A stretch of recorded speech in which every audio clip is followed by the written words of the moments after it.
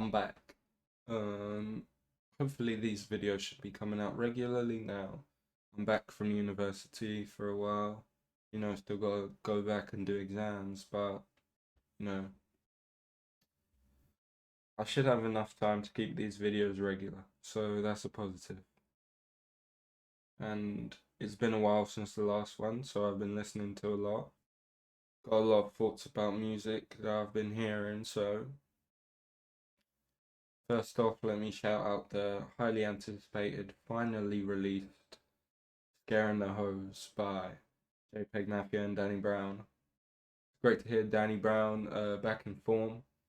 I mean, his last album was 2019, so bruh, almost been 4 years. Of course, Peggy sounds great over his own beats, but it's also very cool to hear Danny Brown fitting so well with Peggy's style of production. I think Peggy was really like the mastermind of this whole project and really put it together in a way that would benefit the both of them and allow them both to rap and be creative to their highest potential. A lot of gospel samples on this one, which was kind of something that Peggy was incorporating on his last solo album.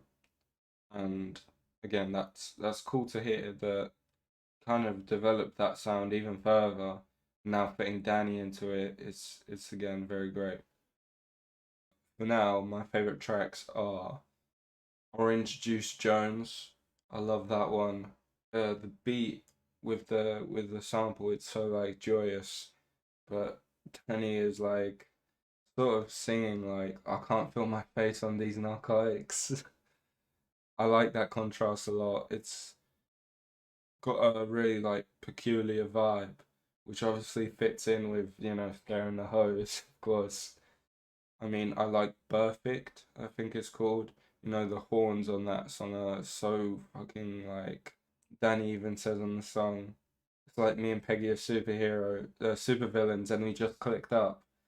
Like it has that sort of like bombastic like the villains just like landed on the scene and they're about to like cause mayhem. That's what it sounds like.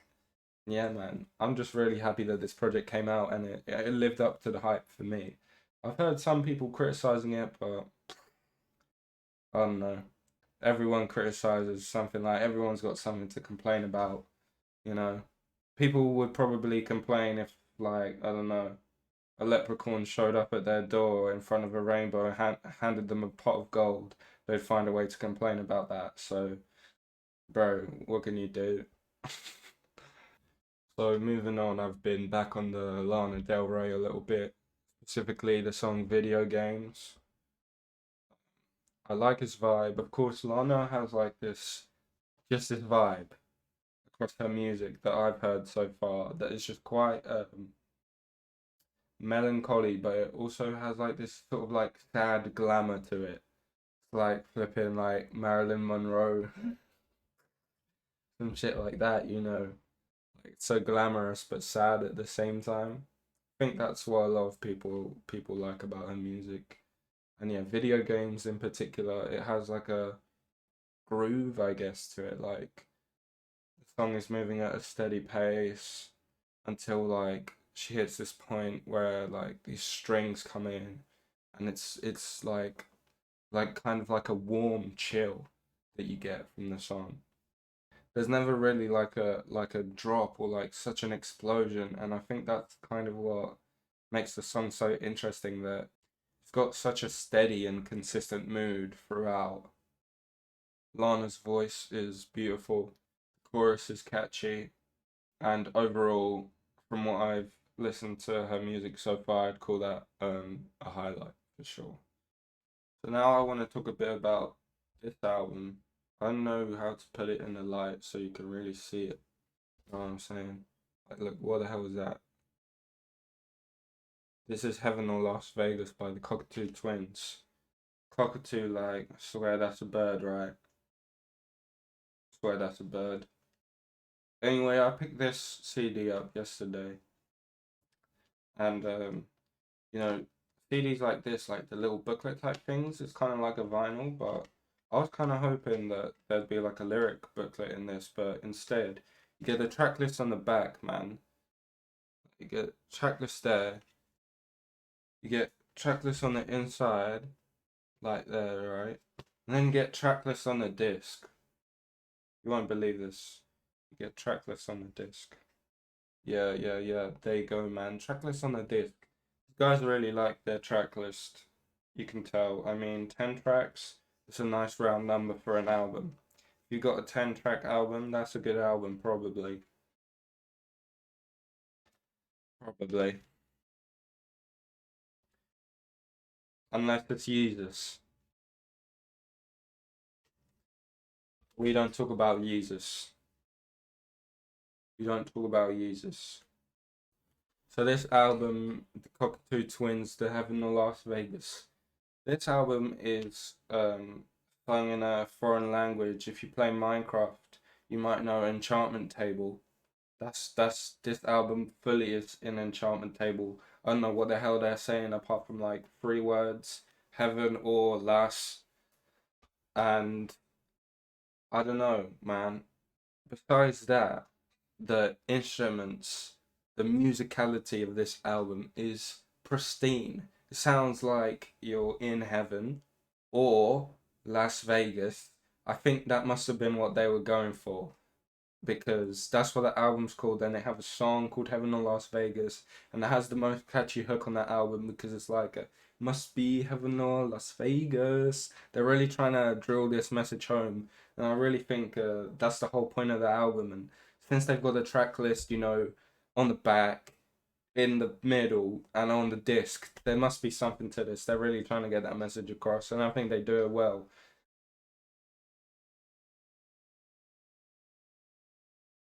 So, if you like, psychedelic type music, if you like smoking cigarettes, this album is for you, definitely. But if you don't like those things, it might not be for you. So, you know what else I gotta talk about? I gotta talk about Tyler, the Creator. The White Hoe's favorite rapper. Um, but not because they listened to his 2011 album Goblin, because they listened to his 2017 album Flower Boy and then his following album Igor. But we're talking about the one after that, Call Me If You Get Lost, but we're talking about the deluxe version of that came out after the original version 2 years later. And Tyler, I mean, he usually drops a new album every 2 years, but he dropped a deluxe version 2 years later. I mean, what's going on? However, this deluxe version, fire. It's fire. And I think it kind of makes up for the fact that it's not a whole new album because for me, it kind of like recontextualized Call Me If You Get Lost and it made me appreciate it more. Came back to the album and I'm like, damn, I was kind of underrating this. I kind of get more out of it now than I did when I originally heard it. Although when I originally heard it, the first listen was great, the second listen was also great. Then after that, it kind of lost a bit of impact for me. But now I see the album in a different light, I guess. I see the whole appeal of like a victory lap album. Tyler really put in a grind for the last, what is it, 2017, 6 years, bro. Really put in a grind for the last 6 years to sort of turn his sound into something more from the heart. Whereas I felt like, not to say that his music prior wasn't really from the heart or emotional, because it definitely was, but it also was like he was he wasn't as mature, but that does come naturally. I did think that he hit kind of a point with Cherry Bomb where it was like an awkward kind of middle stage, and since then with Flower Boy and so on, like he's really hit his stride. So I don't know what point I was trying to make. Hopefully, I just made a point. But the actual like deluxe songs on this is called like "Call Me If You Get Lost," the estate sale. So you got first of all a song with Tyler and Vince Staples, which I'm pretty sure hasn't happened before, even though they've been like kind of part of the same like clique for since they came out. So it's crazy that now we have Vince Staples and Tyler the Creator song, and they sound great on it. The beat is bombastic. It's got a nice groove to it. You know, when I first heard it, I was like, "What the fuck is this?" Second time I hear it, I'm like, "This is fire, classic." Then you got What a Day. What a Day at the Park. I'm pretty sure that's produced by Madlib, and it's fucking amazing as you can imagine. A Madlib beat, of course, always gonna be you kind of like gawk at it, but with your ears because it's so good. Tyler sounds great on it, and I mean Tyler is known to be a fan of like Mad Villainy, so obviously Madlib, but I'm sure like he loves Madlib. You know what I'm saying? It's funny here what Tyler does on the Madlib beat. Very impressed, and it's very him. You know, he's not like trying to do like some fucking mad villain shit or like Freddie Gibbs or like Earl Sweatshirt or whatever. You know what I'm saying? It's very authentic Tyler and in this mature headspace that he's at. Wolf Talk with ASAP Rocky, it kind of gives me like a throwback vibe to sort of like a Cherry Bomb, Flower Boy type. Like I could hear that song on either of those two albums because with the way Tyler's singing and like the sort of vocal alteration he has on his voice, like it gives off that kind of energy, and especially I'd say from Cherry Bomb, like a song like Pilot or something. It's got that, I don't know, that kind of feel good, light-hearted vibe that you didn't really get as much on albums prior to Cherry Bomb. Maybe a bit on Wolf, you know. It's great to hear Rocky again. And I'm still waiting on Rocky's album. I don't know what he's playing at. He's just impregnating Rihanna all the time. So he needs to rap. Dogtooth, that slaps. That was the first single for this. It's got a fire video. May I add that the music videos for all these Estate Self songs are fantastic. Really, really great. Dogtooth, I mean, it has dogs in the video. Kind of cute. Kind of cute. It's a banger. It's a highlight.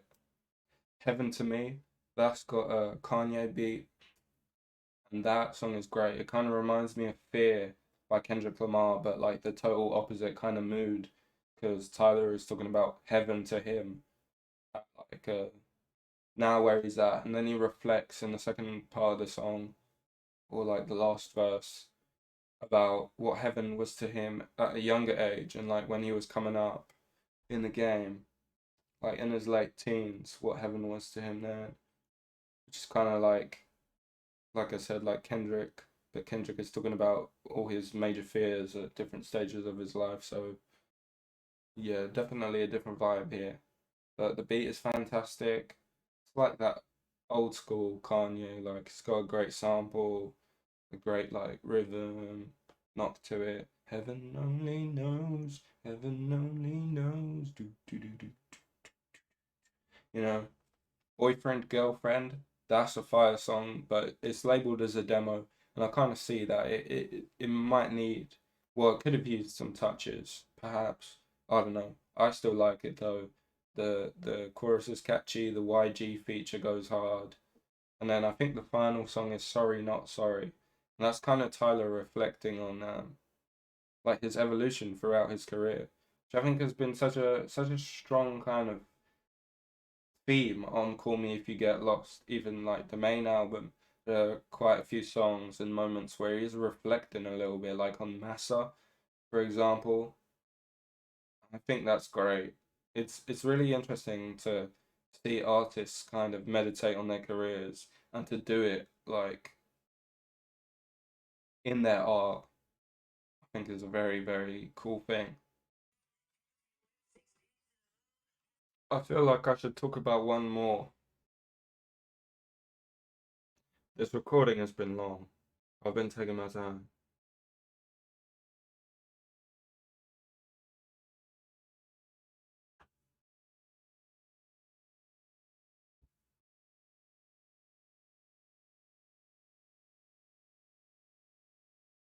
Are you hungry? Huh? Okay. Alright, in 10 minutes I'll be done. Less than 10 minutes.